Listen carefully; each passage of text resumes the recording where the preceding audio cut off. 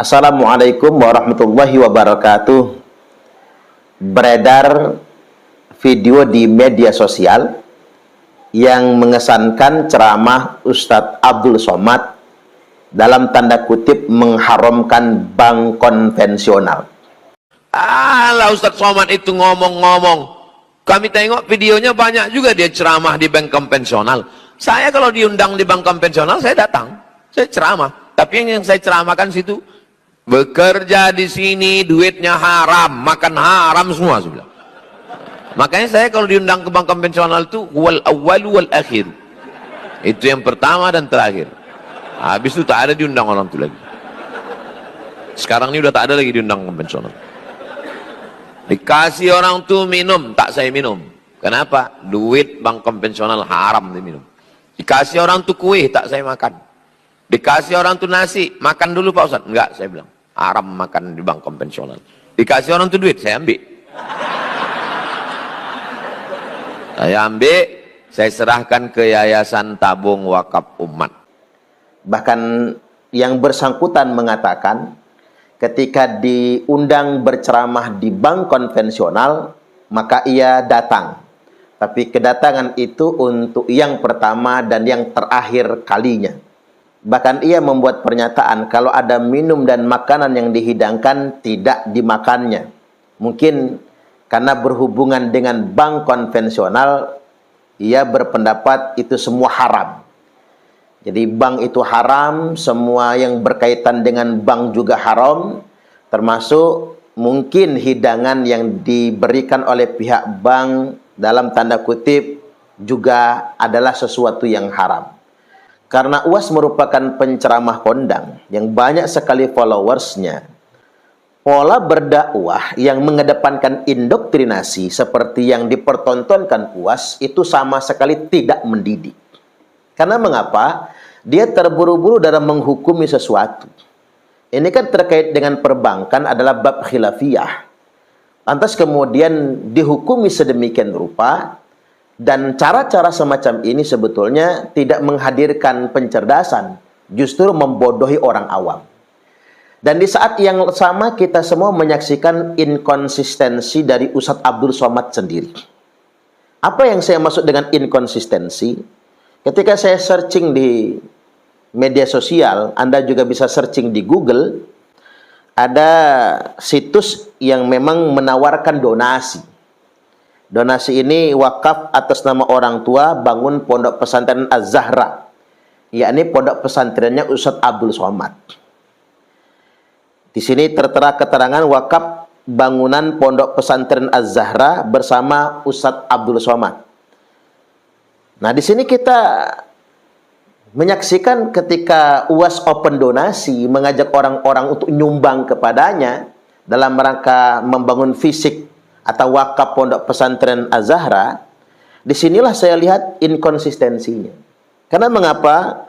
Begitu kemudian kita klik orang yang bersedia untuk infak atau wakaf atau nyumbang ke pesantren milik UAS ini, langsung keluar virtual account atau akun virtualnya. Dari Bank BRI, BNI, Mandiri, CIMB Niaga, Permata Bank, Danamon. Nah, ini kan bank konvensional semua, dik.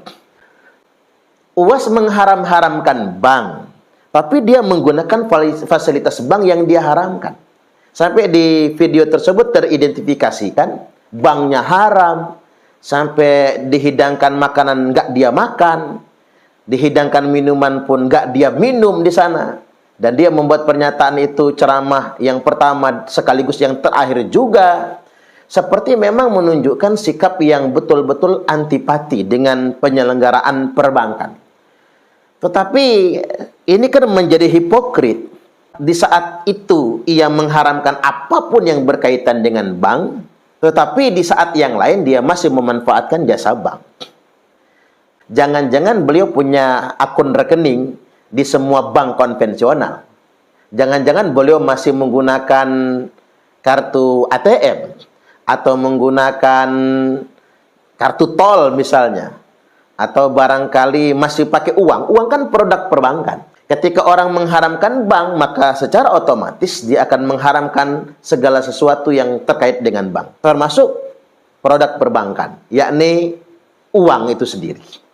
Yang ada baiknya kita coba simak kajian lanjutan, bisa kita simak.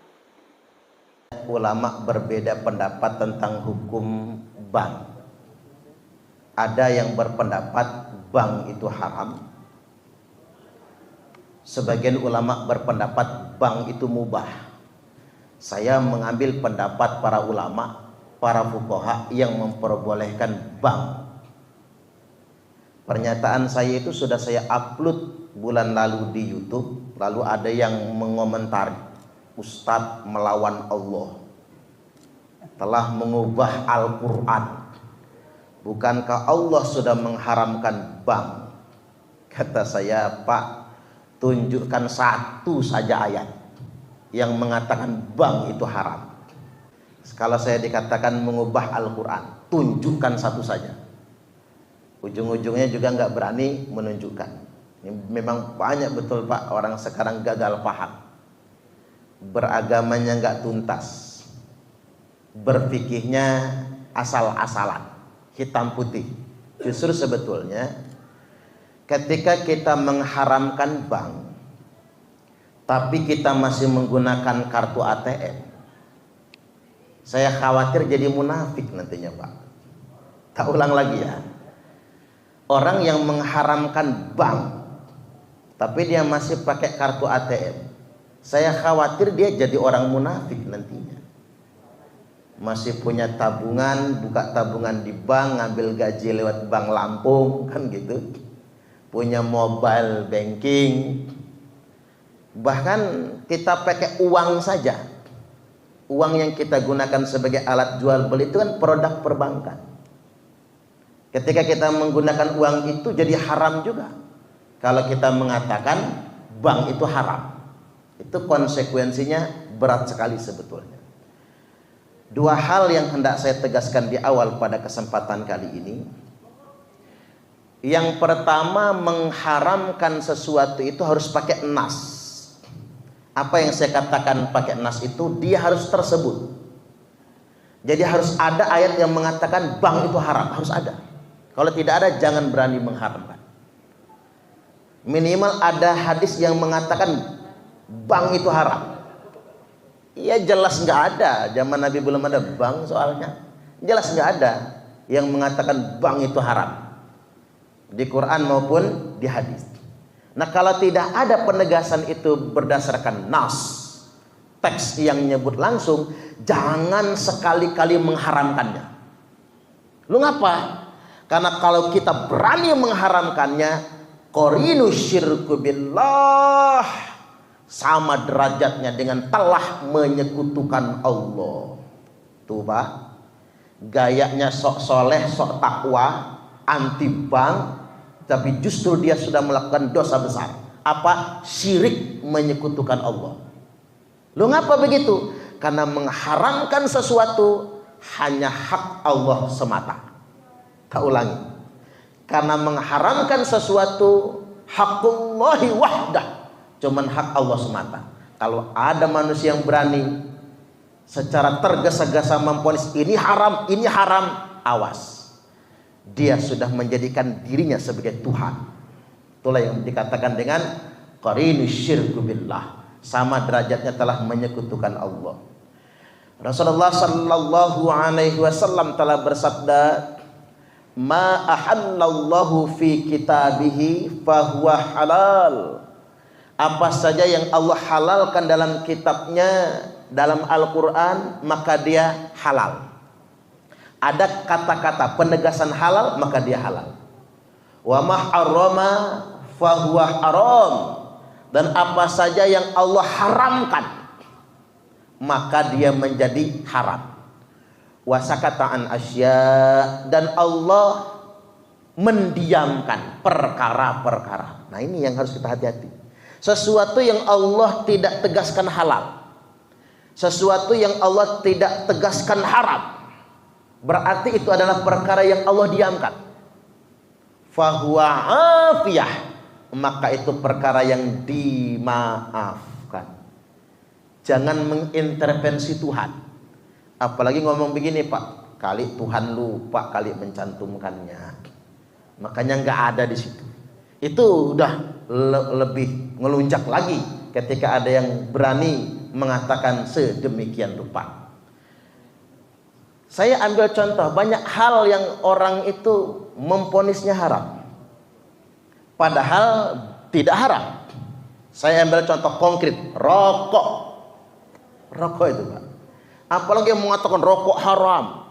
Orang kalau ngerokok nggak pantas dipanggil ustaz. Orang kalau masih ngerokok nggak pantas dipanggil kiai, nggak pantas dipanggil ulama. Tapi ada benernya juga. Kalau imam sholat ngerokok, sholatnya nggak sah. Betul nggak kira-kira, Pak?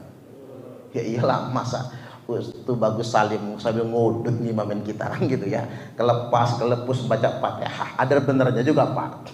Kalau imam sholat ngudut, ya nggak sah sholatnya. Nanti imam ngudut, makmum ngudut berjamaah juga di dalam sholatnya. Tapi menurut saya pernyataan orang nggak pantas jadi ustadz, jadi kiai, jadi ulama, jadi imam sholat kalau masih ngerokok, itu pernyataan yang batil. Membuat umat ini nggak percaya sama kiai nantinya. Kiai ngudut semua soalnya, ustadz ngerokok semua soalnya. Nah, dia sudah mendahului Allah itu. Dia sudah bikin hukum sendiri. Itu yang disebut dengan menetapkan hukum berdasarkan hawa nafsu. Hati-hati loh. Seperti yang saya katakan di awal tadi, selip dikit dia syirik menyekutukan Allah karena sudah menuhankan dirinya sendiri. Saya ini bukannya bela rokok, Pak, karena saya juga nggak ngerokok. Saya ini seumur hidup seisap aja belum pernah ngerokok itu, seumur hidup. Jadi kata orang, Ustadz berhenti ngerokok, bukan berhenti kata saya, emang belum pernah ngudut walaupun seisap. Walaupun saya tidak mengharamkan rokok. Mengapa saya tidak mengharamkan rokok? Gampang saya jawabnya, karena Allah tidak mengharamkannya. Karena Rasulullah tidak mengharamkannya. Kan rokok itu ada mafsadatnya. Semua yang ada mafsadat belum tentu haram. Kalau yang haram pasti mengandung mafsadat, kerusakan. Tapi yang mengandung mafsadat belum tentu haram. Saya ambil contoh. Orang makan mie instan. Sehari sekali saja, Pak. Tapi rutin tiap hari. Itu mafsadatnya luar biasa. Lebih bahaya dari rokok. Tanya sama dokter. Bapak-bapak di sini ini ada yang ngudut sehari 3 bungkus kan? Ada kan? Tapi nggak mati-mati kan, Pak? Malah panjang umur kan? Saya ketemu orang, Pak, yang ngerokok 3 bungkus sehari, ngopi 1 teko. Umurnya 80 tahun. Nah, gua nggak mati-mati kata dia. Jadi pernyataan rokok itu membunuhmu fitnah juga kata dia, memfitnah rokok. Kalau rokok bisa protes di akhirat, protes dia, Pak, dituduh bunuh manusia. Tetapi orang makan mie instan sehari sekali itu bahaya sekali, sangat bahaya. Apa mie instan jadi haram? Kan tidak, kan begitu. Kemudian saya ambil contoh sederhana, minuman energi, nggak usah nyebut merek ya, Pak, karena mau kita upload di YouTube. Berbagai macam minuman energi, baik yang botolan maupun yang sasetan. Sehari 1 saset saja Bapak Ibu minum minuman energi, tunggu kerusakan pankreas. Bentar lagi diabetesnya akan jadi penyakit karena rusak pankreasnya, atau gagal ginjal. Jadi minuman energi 1 saset saja per hari, harganya paling cuma Rp1.000. Itu sangat berbahaya. Tapi ada nggak yang mengatakan haram? Orang kampanye larangan merokok, tapi nggak pernah mengkampanyekan larangan meminum minuman energi. Padahal itu lebih berbahaya sekali ketika kita konsumsi rutin. Tetapi mengapa kita tidak memvonisnya haram? Karena tidak ada ketetapan haramnya. Tidak mesti yang mengandung mafsadat itu pasti haram. Saya ambil contoh sederhana, pestisida. Pestisida itu kan racun ya, Pak. Apakah pestisida haram? Enggak. Karena kalau pestisida haram, haram diperjualbelikan.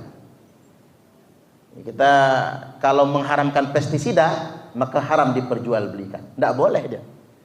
Pestisida itu nggak haram, tapi jangan diminum. Minumnya yang haram, Pak. Bukan pestisidanya, minumnya yang haram. Karena itu bunuh diri namanya. Man qatala nafsah, barang siapa yang membunuh dirinya, finnari jahannama khalidan mukhalladan fiha abada. Dimasukkan ke dalam neraka jahanam, dikekalkan selama-lamanya. Jadi yang diharamkan itu penyalahgunaan pestisidanya. Makanya narkoba itu, narkotika dan obat-obat terlarang, itu enggak haram zatnya. Yang haram apa? Penyalahgunaannya. Nah itu. Makanya hanya dokter yang bisa menggunakannya. Mengapa dokter enggak masuk penjara ketika dia menggunakan narkotika? Kan begitu. Mengapa dia tidak masuk penjara? Karena digunakan untuk kepentingan medis. Kan begitu. Jadi yang dilarang itu penyalahgunaannya, bukan zatnya. Yang haram berdasarkan zatnya itu apa? Babi, sebut dalam Quran. Khomer, disebut dalam Al-Quran. Babi itu mau sehat kayak manapun, udah dihilangin cacing pitanya, nggak bakal ada barangkali. Udah disate, dibikin babi guling misalnya kan Pak. Karena hukumnya disebut haram, maka dia haram. Nah ini penting, kaidah seperti ini harus saya sampaikan. Jadi jangan mentang-mentang sesuatu itu nggak kita suka. Jangan mentang-mentang sesuatu itu mungkin mengandung keburukan, mengandung kerusakan tertentu, ada potensi keburukan ketika kita menggunakannya. Tidak perlu mengatakan haram. Paling banter omongkan saja subhan. Makanya para ulama ketika dihadapkan dengan sesuatu yang nggak ada kepastian nas, nggak ada vonis Allah mengharamkannya atau Allah mengkonfirmasi kehalalannya, nggak ada. Maka para ulama berhadapan dengan sesuatu yang dia tidak suka, minimal dia akan mengatakan saya membencinya, saya tidak menyukainya. Paling banter begitu, nggak berani ngomong haram. Karena mereka tahu, para ulama tahu kalau mereka mengharamkannya itu sama derajatnya dengan menyekutukan Allah. Kaidah ini penting untuk kita pegang. Baik, saya masuk ke bab riba dan bank. Kalau riba haram jelas ada di Quran. Tapi apakah bank itu riba? Belum tentu. Nah ini yang harus kita garis bawahi. Kita harus ngerti dulu betul apa riba. Kembali ke hukum asal saja Bapak Ibu. Kita ngaji fikih bener ini Pak. Jadi jangan ngaji di media sosial. Semua pembahasan tentang bunga bank itu, tentang riba sudah takrif semua. Sudah pengertian, sudah penafsiran, sudah kesimpulan manusia, bukan hukum. Jadi faslun war riba fid dhahabi wal fiddati wal mat'umat. Pasal riba itu hanya berlaku pada emas, perak dan makanan pokok. Ini tegas Pak, riba itu hanya berlaku terkait dengan satu emas, dua perak, wal mat'umat dan makanan pokok, makanan penguat tubuh. Ini sudah diberikan batasan sedemikian rupa. Bagaimana penjelasannya? Wala yajuzu bai'ud dhahabi bid dhahabi walal fiddati kadzalik illa mutamathilan naqdan. Wala yajuzu, tidak diperbolehkan alias haram bai'ud dhahabi bidzahab, menjual emas ditukar emas. Jadi transaksi emas kepada emas, walal fiddati kadzalik, begitu juga perak dengan perak, illa mutamathilan naqdan, kecuali mutamathilan dengan takaran yang sama, nilai yang sama, naqdan, dan dilakukan secara cash, tunai, tangan ke tangan. Nah jadi riba dalam kategori ini adalah tukar menukar emas yang tidak tunai atau beda takaran, itu riba namanya. Kemudian tukar menukar perak yang tidak satu takaran sama takarannya dan tidak dilakukan secara tunai. Contoh, menukarkan emas 10 gram ditukarkan dengan emas 10 gram. 10 gram dari si A dikasih sekarang, 10 gram dari si B ngasihnya besok, itu sudah riba namanya Pak. Karena sudah kelang satu hari, sudah riba. Enggak ya dan biyadin, enggak tangan ke tangan. baru nggak riba dia. Kalau 10 gram, sama-sama 10 gram, tangan ketemu tangan, itu baru nggak riba dia. Ada yang nanya, Ustadz ngapain udah punya emas 10 gram tukar lagi 10 gram? Ya beda Pak, yang satu 10 gram kalung, yang satu gelang, tuker ndak masalah. Atau emas dengan takaran berbeda, yang satu 10 gram satu lempengan, yang satu 10 gram 10 lempeng, misal kan begitu, silakan tukar, tapi syaratnya cash tunai, tangan ketemu tangan dengan takaran yang sama. Kemudian yang berikutnya walal fiddati kadzalik, begitu juga untuk perak. Perak ketemu perak harus dengan takaran yang sama dan dilakukan secara tunai. Baik, saya bacakan keterangannya begini. Diriwayatkan dari Abu Hurairah radhiyallahu an, dia berkata, qala Rasulullah sallallahu alaihi wasallam, telah bersabda Rasulullah sallallahu alaihi wasallam, az-zahabu bidz-zahabi, emas tukar emas, waznan biwaznin, mitlan bimitlin, harus sama timbangannya, mitlan bimitlin, harus sama kualitas karatnya, harus sama. Tidak bisa emas 20 karat sama emas 24 karat. Jadi harus semisal, sama kualitasnya, sama timbangannya. Wal fiddatu bil fiddati waznan biwaznin, perak ditukar dengan perak harus sama timbangannya, harus sama kualitasnya. Faman zada awistazada fahuwa riba, barang siapa yang sengaja nambah atau minta ditambah kurang dikit atau lebih dikit, maka itulah yang dikatakan riba. Sayang Pak, hadis ini terkait dengan tukar menukar emas dan perak, tapi digunakan untuk dalil mengharamkan bank. Makanya menurut saya menggunakan faman zada awistazada fahuwa riba, menggunakan kalimat ujung ini untuk mengharamkan bank, itu manipulasi ajaran Islam. Makanya banyak Pak, Bapak kan heran kan, mengapa zaman sekarang Bapak Ibu banyak orang ngutipnya hadis tapi agamanya radikal, ngutipnya ayat tapi mengkafirkan orang, karena mereka mencomot Quran dan hadis hanya sepotong-sepotong saja, sepotong lalu dieksploitasi, lalu dengan ayat yang sepotong, hadis yang sepotong, dia akan mengkafirkan orang lain, bahkan mengharam-haramkan negara ini Pak, termasuk mengharam-haramkan Pak polisi itu, menghalal-halalkan darah. Itu mereka, karena beragamanya sepotong-sepotong. Saya dengar sering betul teman-teman saya dewek kalau ceramahin tentang bank haram, padahal dia mobil apaan saja ngirit ke leasing Pak. Ngomong bank haram tapi mobilnya cicilan, apa dia nggak bohong sama dirinya sendiri? Kan begitu. Hadisnya selalu ini, paman zada awistazada fahuwa riba, barang siapa yang menambah atau minta ditambah maka riba. Padahal hadis ini terkait dengan tukar menukar emas dan perak. Dan sudah saya katakan tadi, terkait dengan riba ini hanya berlaku 1 emas, 2 perak, 3 makanan pokok. Hadis ini tercantum dalam kitab Sahih Muslim nomor hadis 1588.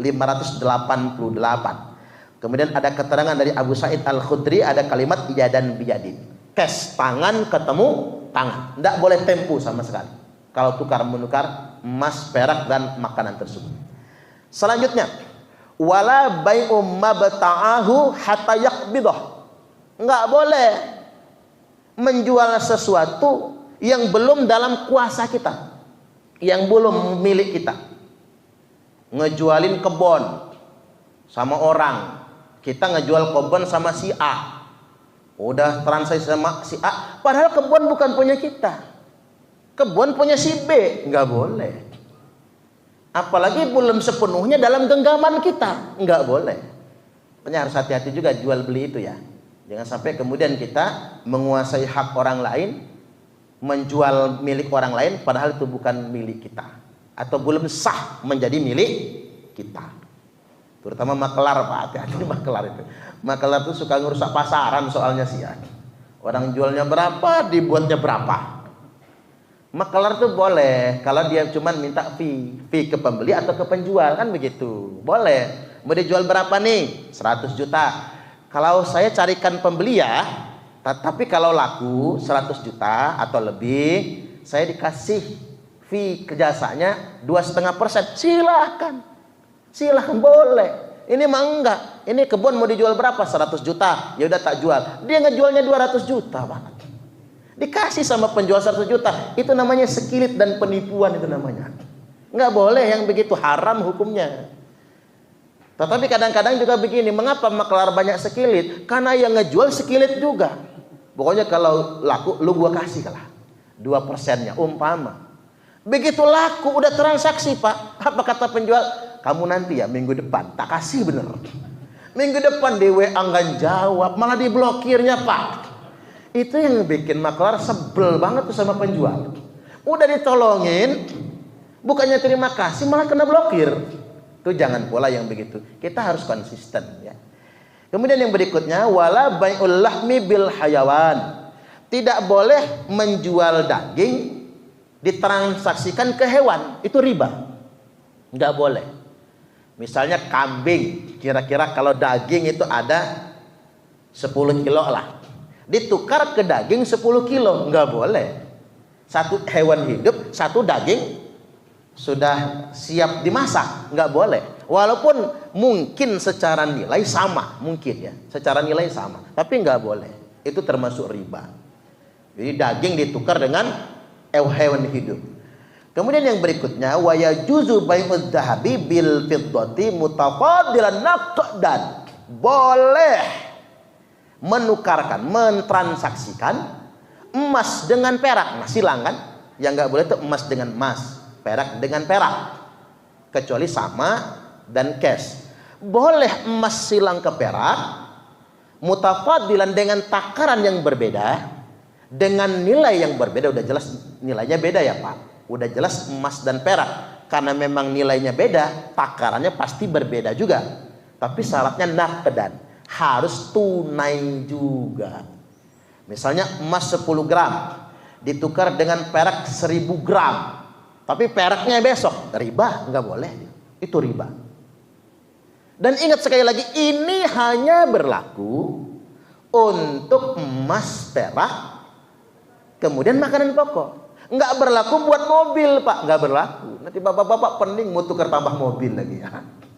Mobil Avanza tukar Innova. Waduh, haram. Karena ngapa? Nggak mutamatilan. Ya enggak dong.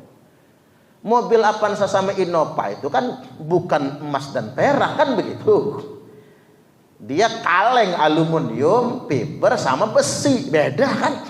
Untung nggak nyebut besi di sini. Kalau nyebut besi, tukar menukar mobil nggak boleh juga tuh. Walaupun tukar tambahan begitu kan.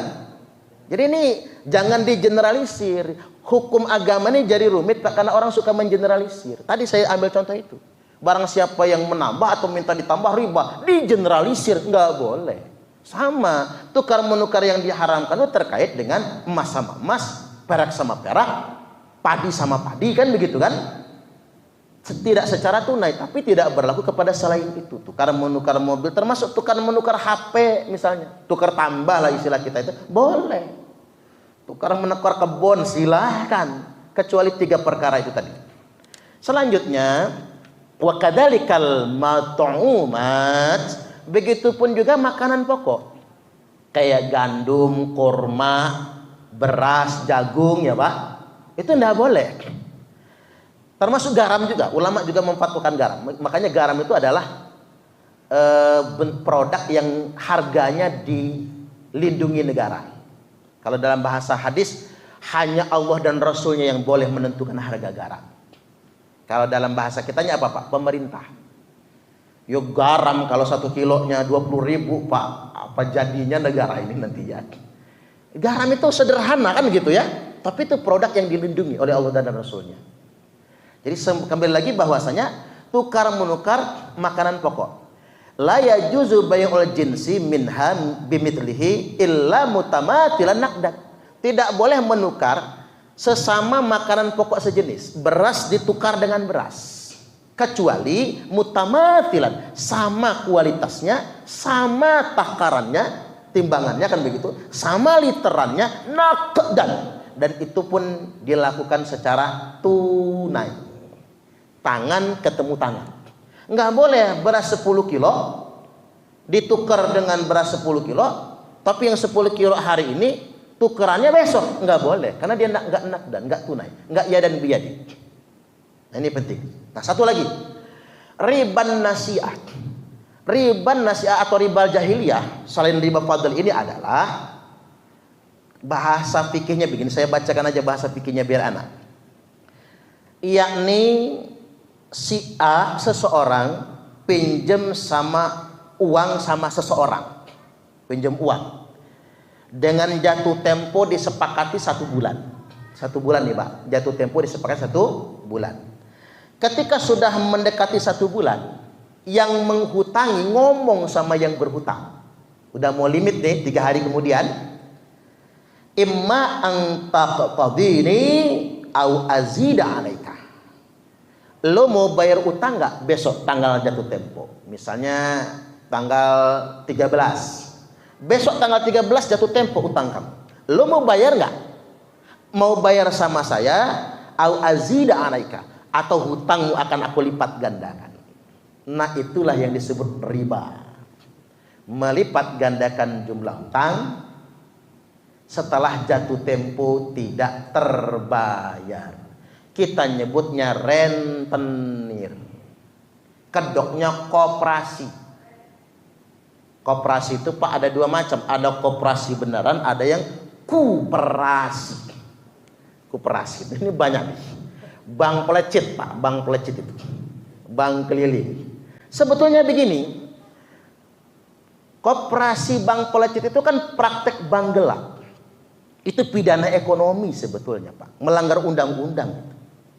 Kita berharap Pak Polisi ke depannya harus ada Densus rentenir, harus ada itu. Ini sekarang ada Densus 88 Pak, khusus tuh, khusus nanganin teroris kan gitu. Ada lagi BNN, khusus narkoba. Ada Krimsus, ada divisi cybernya, khusus kejahatan dunia maya.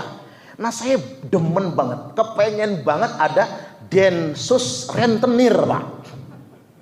Waduh, karena itu darurat, itu yang menghancurkan ekonomi kita tuh rentenir. Kalau bank mah enggak.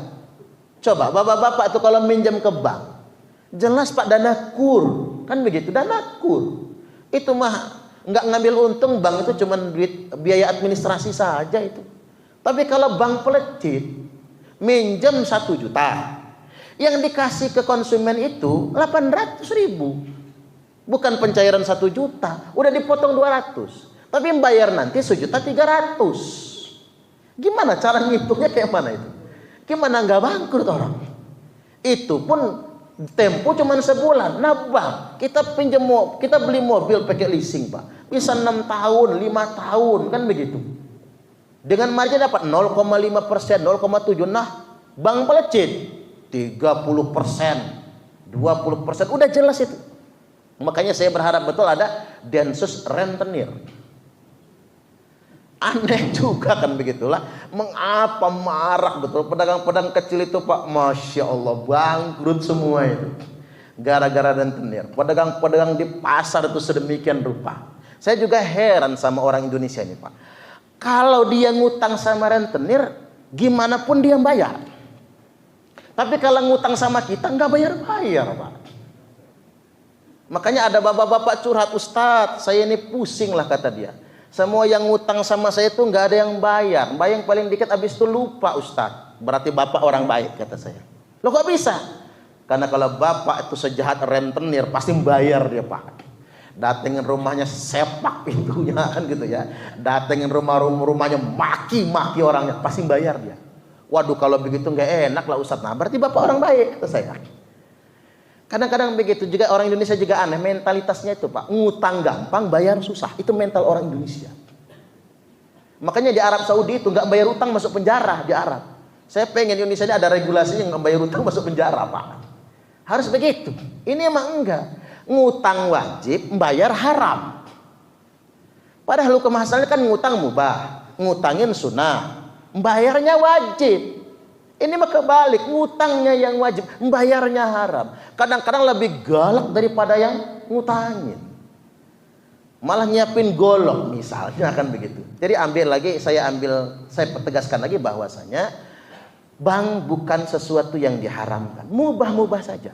Loh, bagaimana Ustaz dengan jual beli kredit? Nah begini Pak, karena bapak-bapak ini PNS lah, bikin rumah kalau nggak pakai bank nggak punya rumah lah, ngandelin gaji habis Pak, gaji-gaji dimakan. Apalagi zaman dulu Pak polisi banyak nggak punya rumah pensiun ya Pak ya. PNS zaman dulu nggak banyak sampai pensiun nggak punya rumah. Makanya kemudian pemerintah bikin Perumnas Waya Halim itu Pak. Dulu cuma 50.000 kan sebulan. Bagi PNS zaman dulu mahal betul 50.000 itu.